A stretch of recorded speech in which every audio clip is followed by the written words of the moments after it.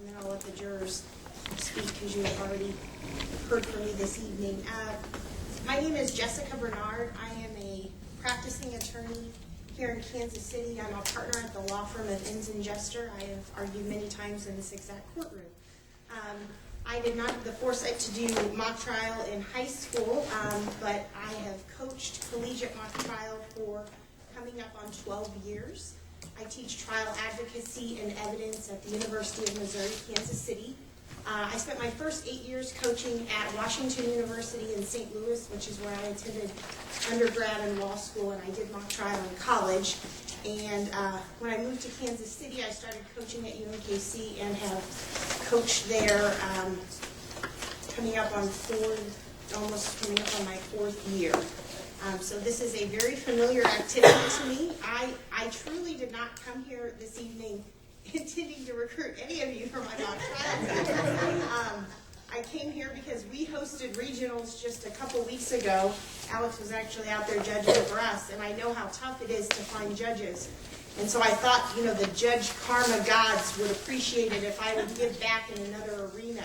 And so I couldn't turn down an opportunity to judge. And I started this evening truly thinking I should be at the office doing other things, and am so pleased that I decided to come out and do this evening.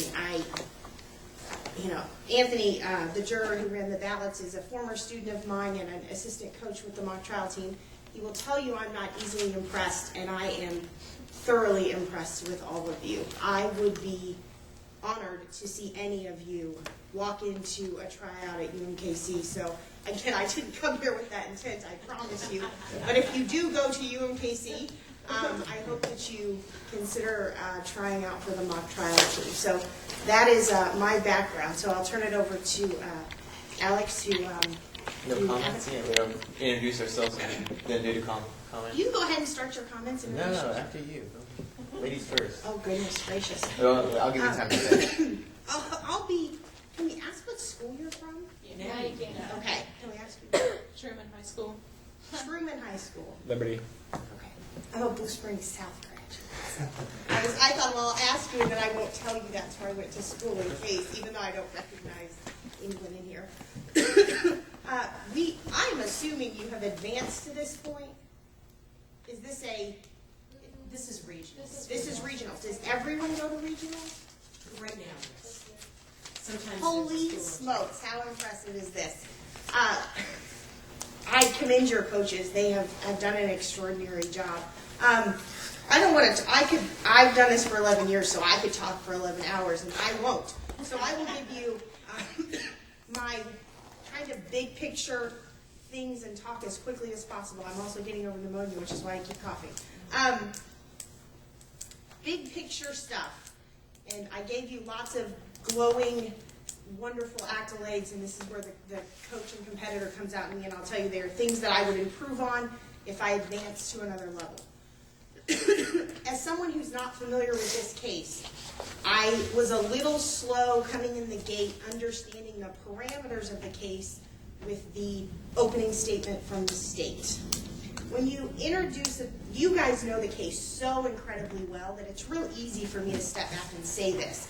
But when you start talking and you're the very first side that goes, you have this tremendous burden of telling me the whole lay of the land. And I always think of it as a tunnel. And so when you start out, you've got to start at the top of the tunnel and tell me the big picture. The who, the what, the where. Give me the lay of the land, and then start working your way into more specific details. I wasn't quite sure by the end of the opening statement exactly what was going on. It wasn't clear what the charge was or the big picture. And it's as simple as this: we have charged Chris Hall with possession of drugs. I don't even think that we said that part.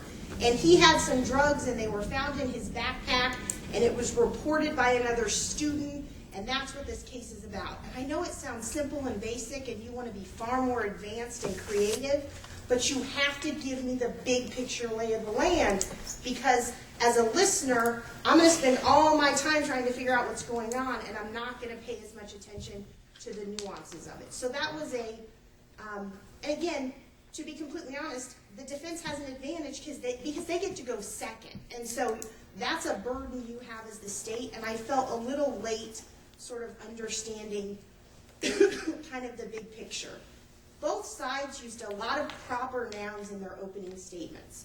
We don't know Chris Hall, Taylor Jennings, all of these specific names. It's my recommendation that you take out as many proper nouns as possible and you just say the defendant and his classmate. Maybe you say her name once. Taylor Jennings saw the defendant with it in his backpack. You're going to hear from another teacher. You're going to hear from a principal. I can remember teacher, principal, student, drugs.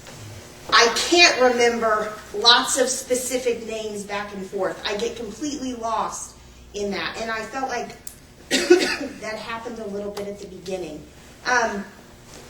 My sort of biggest comment from the state was that there was a lot of instances where counsel was testifying.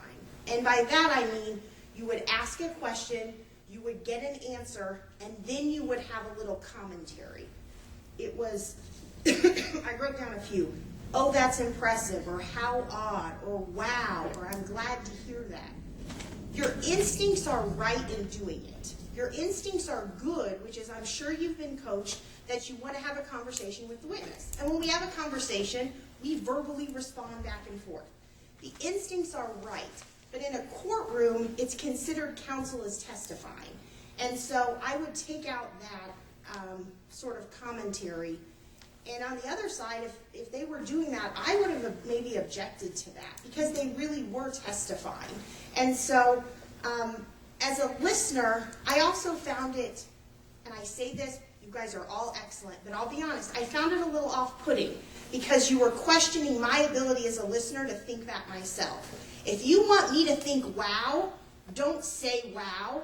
Ask me a question and give me an answer so that I think wow. If you want me to think how impressive, give me a question and give me an answer so that I think how impressive.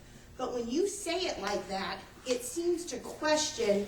You demonstrate to me that you don't think your question and the answer do that. And so you need to fill in the blanks a little bit. So that was kind of my big picture. If you move on, take it for what it's worth, kind of something that I noticed kind of across the board. On the defense side, I thought that all of you did an excellent job. I thought everyone did an excellent job. I thought that the defense side seemed a little bit more scripted. And I know that you have scripts because you're prepared, as you should be. And it's great to have scripts, but as a listener, I don't want to look like I'm watching a play. And so it's okay to have scripts. My students have scripts. But what you want to work on is making it never look like you have a script. So I use the phrase, you want to see the gears turn.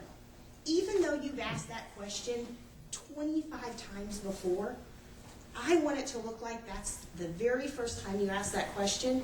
And even better, I want it to look like you thought of that question on the spot. And part of the way that you get that is just some natural pausing. Because it would be question, answer, question, answer, question, answer. And that's because you've worked these exams quite a bit. So it happened both with the witnesses and it also happened in the exams. I want it to at least appear that you're coming up with the question on the spot. Because I'll tell you, as a listener, that makes it a lot more interesting. And sometimes you are, and sometimes you're not, but it needs to look like that for a level of realism. Mr. Peterson? Yes. I thought your gears turned. It was obvious when you were up there, your gears were turning. Now, did you ask some open-ended questions that maybe you shouldn't have? Yeah, and you'll learn and you'll get that with experience, but it made it entertaining because maybe he faked it really well, but his gears were turning, and that engages me as a listener. And so I think from the defense perspective, I think inserting some of that into it, whether it be faking it a little bit that your gears are turning or actually forcing yourself to come off your script a little bit, I think will overall, improve the overall presentation on this side. The last thing, and it's tiny, but I noticed it across the board, is that we used a lot of enlargements and a lot of exhibits. I think that's good. I think when you enter all